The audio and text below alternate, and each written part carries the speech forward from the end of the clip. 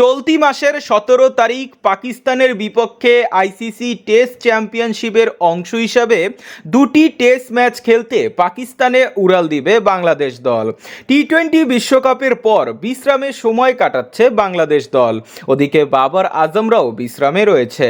কথা ছিল টি-20 বিশ্বকাপের পর বাংলাদেশ দল আফগানিস্তানের বিপক্ষে পূর্ণাঙ্গ সিরিজ খেলবে, তবে বিসিবি এর বিশেষ চাওয়াতে পিছিয়ে গেছে এই সিরিজটি।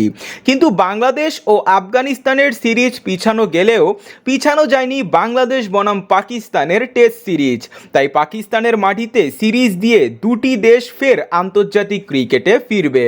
আইসিসি টেস্ট চ্যাম্পিয়ন্স ট্রফি এর দুই দলের পয়েন্টস টেবিলের দিকে তাকালে পাকিস্তান 5টি টেস্ট ম্যাচ খেলে 2টি ম্যাচ জিতেছে ও 3টি হেরেছে।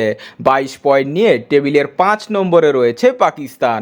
ওদিকে বাংলাদেশ 4টি ম্যাচ খেলে মাত্র একটি ম্যাচ জিতেছে ও 3টি হেরেছে।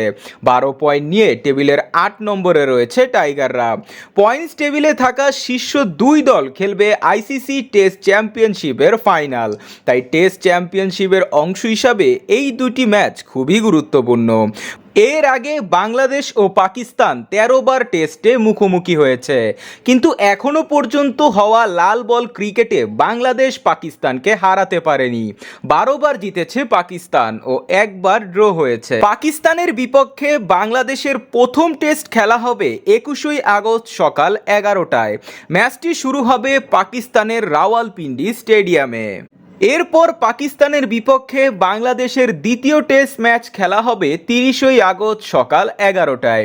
এই ম্যাচটি খেলা হবে পাকিস্তানের বিখ্যাত করাচি স্টেডিয়ামে।